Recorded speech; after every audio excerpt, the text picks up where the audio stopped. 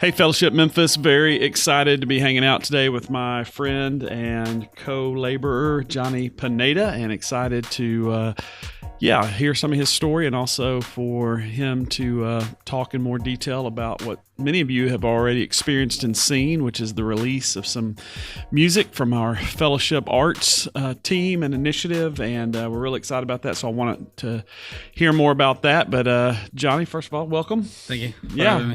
Hey, for those that don't know your story, why don't you just kind of take a few moments and tell them a little bit about you, a little bit about your background, and introduce yourself to whatever part of Fellowship Memphis doesn't know you. Awesome.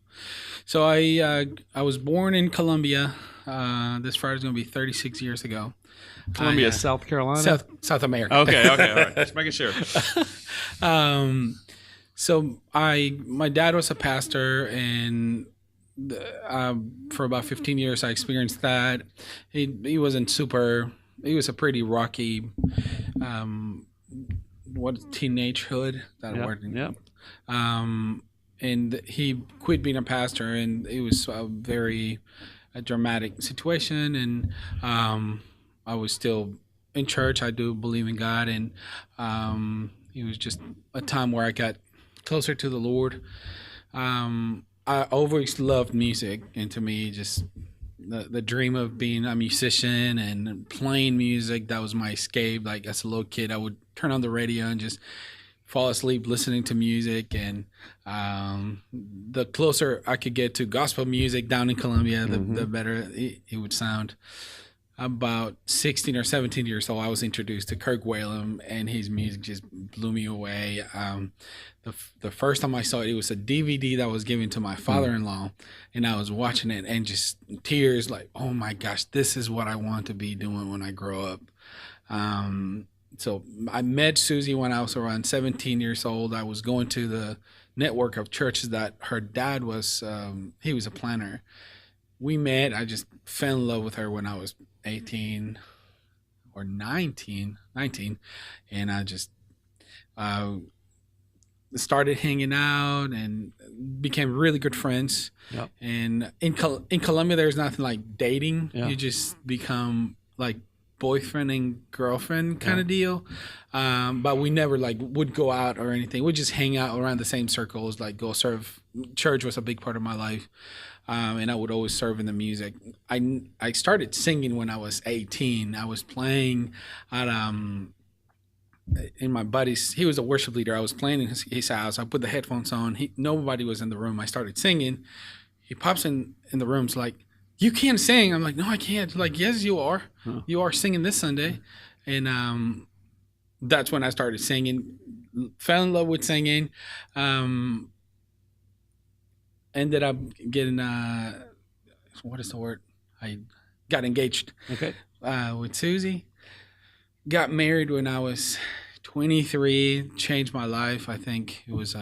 You're how old now? I'm 36. That was 12 years ago. 12, 13 years. Okay. And we just. I felt this angst. I want to study the Bible, and I want to be doing music. Yeah. In one of those fun trips when we were childless, like we didn't have any kids, we came to the States. So we went from Florida to Wisconsin driving through. Wow. In between all that, came to Fellowship Memphis, listened to the music, and completely just felt blown away by the teaching of the gospel, and the music was just unbelievable. I remember, I think it was just Jason Clark playing keys. They didn't have a bass player, and Mason was playing drums, and I was like, oh man, this is amazing. And her, the worship leader, just in my heart, I was like, this is incredible. Anyways, we just kept went all the way up to Wisconsin, hung out there, and went back to Colombia. And at some point we just felt like, man, God, I feel God is putting in my heart that we need to go to the States.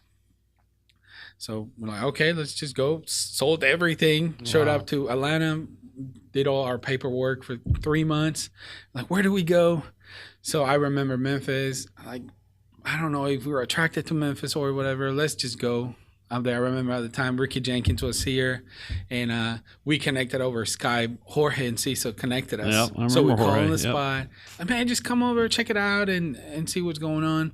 Came up here, heard about Downline, which I was really impressed with them, and then heard about Fellowship Memphis, like a little bit more about it.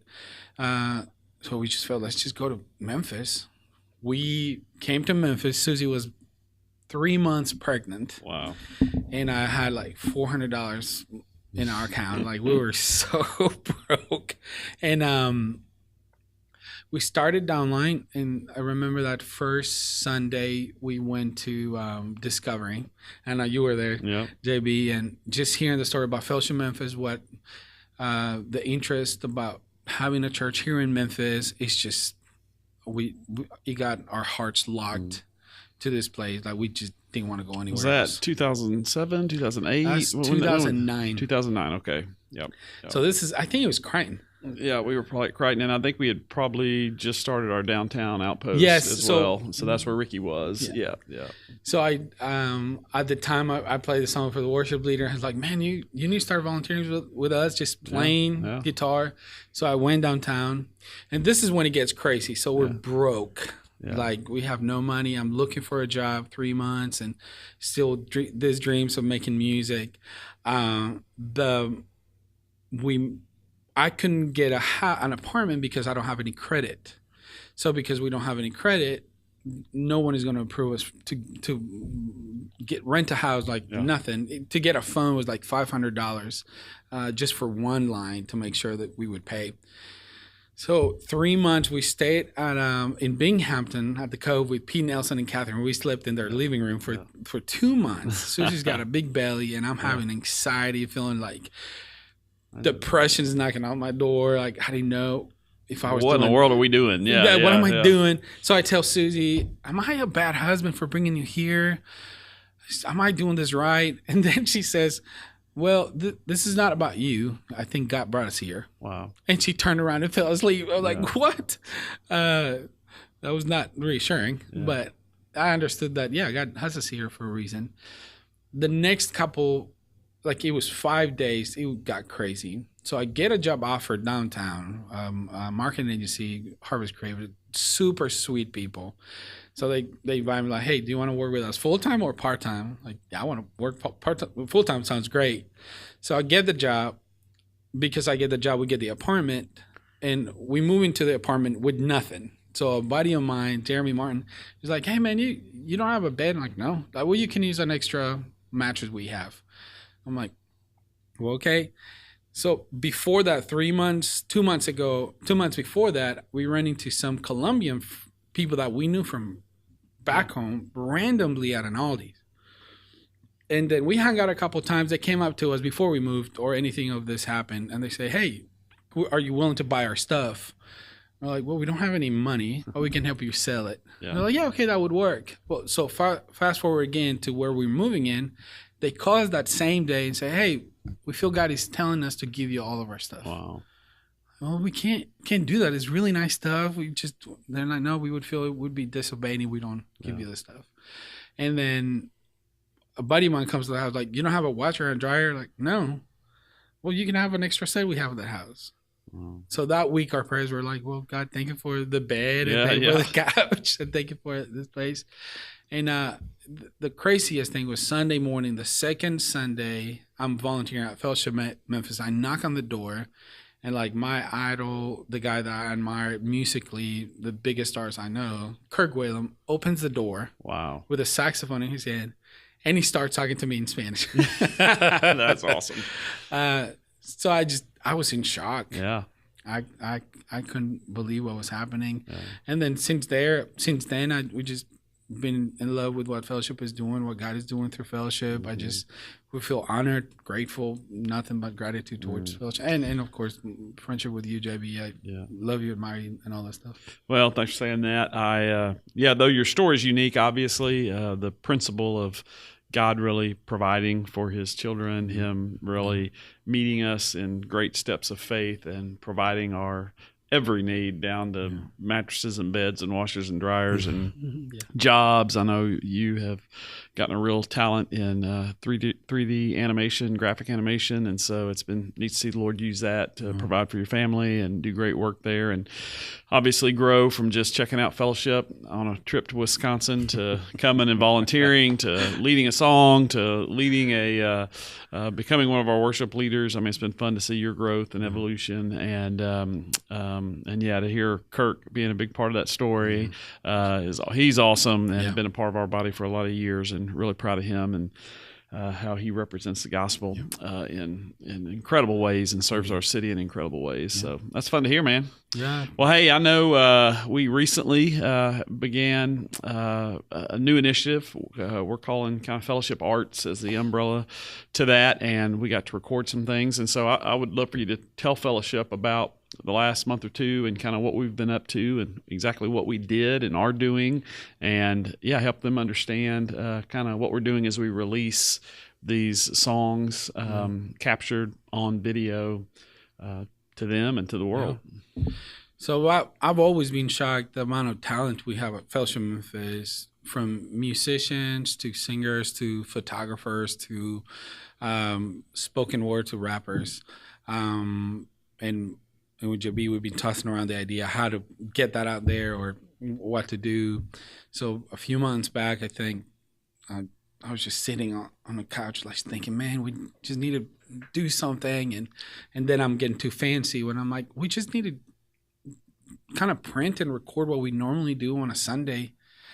So how do we do that? And I remember sitting down, sending you a text. I learned from you. The question is like, what if? What if we do this or that? And then came out with an idea of recording 6 songs with some of our musicians. That this is what they do almost every day, every week, recording or doing that.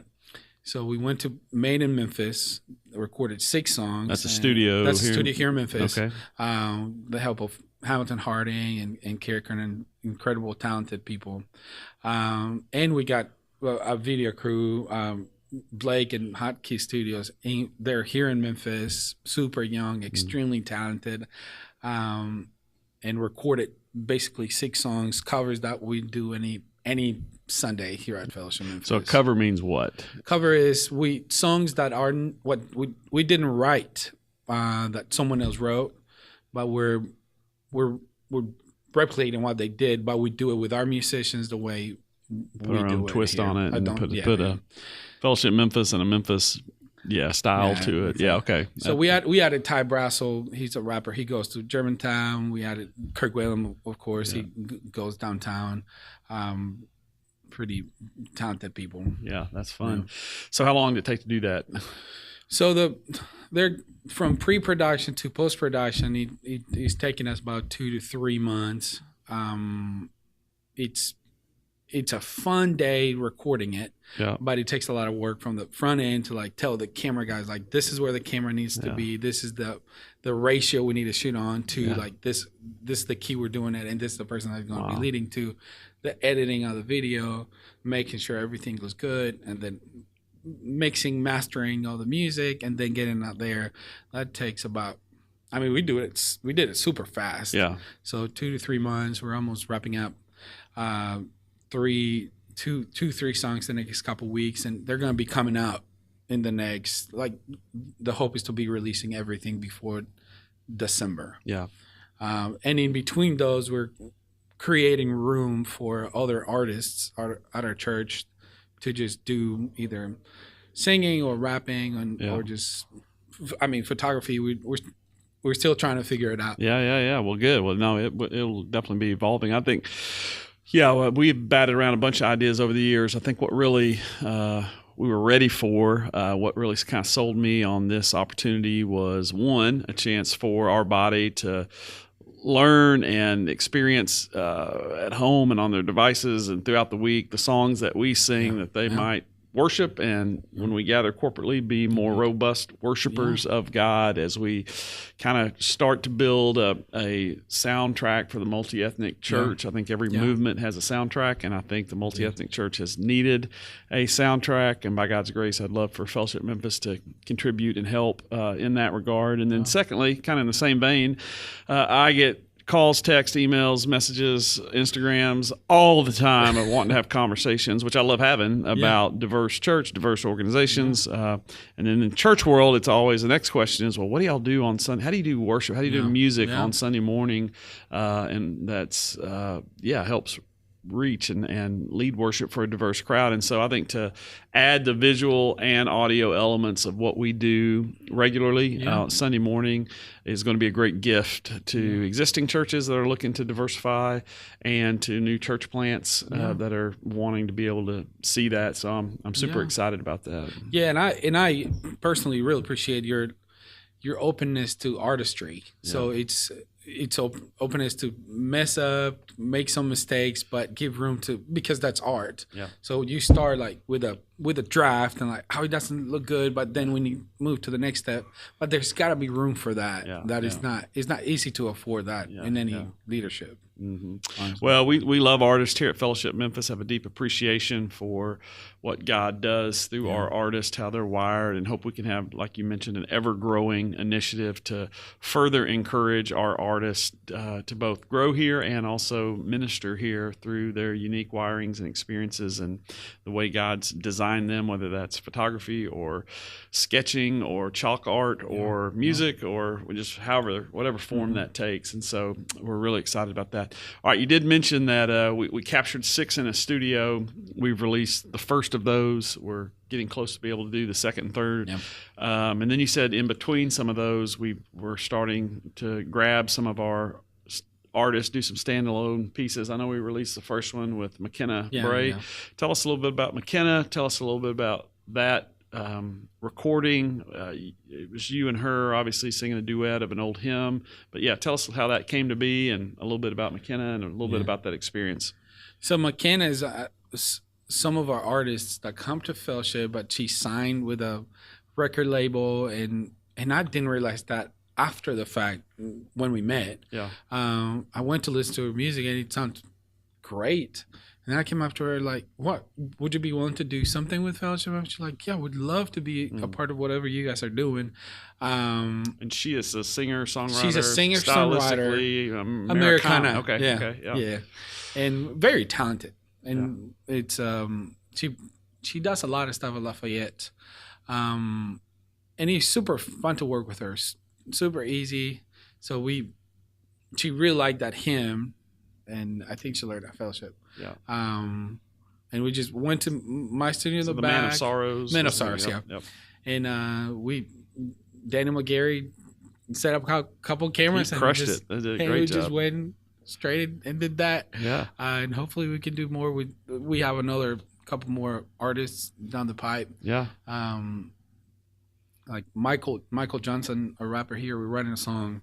Okay. The Ecclesiastes stuff. Oh, very cool. We're doing Ecclesiastes as a series in our church right now. I think it's a 10-week series, Lord willing, ultimately will be, and we're week 3, getting 3 in our belt. 4th will be this Sunday, so it'll be fun to see him put a piece together that kind of captures the essence of that book and what we're learning as a church. All right, sounds great. Yeah. All right. As Fellowship Memphis folks want to support this, hear it, listen to it, what are ways they can help Fellowship Arts, help Fellowship Memphis, just practical ways? I'm thinking liking it on YouTube, subscribing and following. What are some other things they can do as far as social media? Help us kind of spread this idea around the world. How can they help?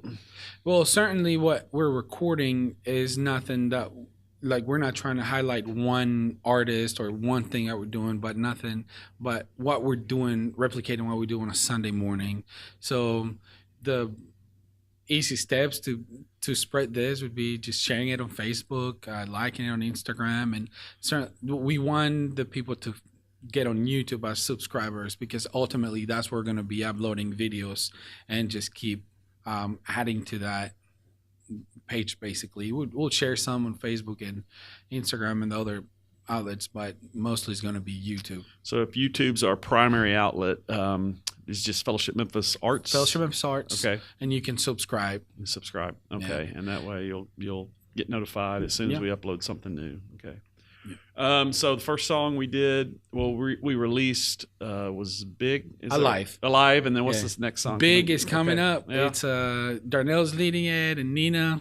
And Ty Brassel is doing a small section. Okay, tell me about Ty, or tell our audience about Ty. Yeah. I know Ty, but tell us about who he is and what he does and his art. Yeah, same. He's a songwriter, rapper. He's been killing it out there. Same thing, got signed. He's on tour. Wow. But you won't know that. He just goes to Germantown. He's guy just sits out, listens to the sermon. We got to be friends. And then one day we're just hanging out, and I tossed the idea, hey, why don't you... That'd be good if you're part of this project. Yeah. So for a second, he's like, man, I don't know if he's going to be cheesy, like doing church stuff. So I showed him the music, the track. He was like, oh, man, this is going to be fire. Yeah. So each sounds really good. Again, it's going to coming out this Thursday. We're finishing everything. No, it's ready. Ready to roll. Awesome. Well, we'll be releasing probably this podcast and that song on the same day. Yeah, and so excited for our body to kind of get to experience that. And some of them, Ty will be new to some of them, so excited for them to get to meet him. Well, any parting words, any encouragement, any ways, any message you would have to any artist in Fellowship Memphis that is kind of standing just kind of out there but not taking a step forward? Like, what would you want to say to our body? Well, I feel artistry and your craft points to God and what He does. So. And it doesn't have to be in the context of Sunday morning only.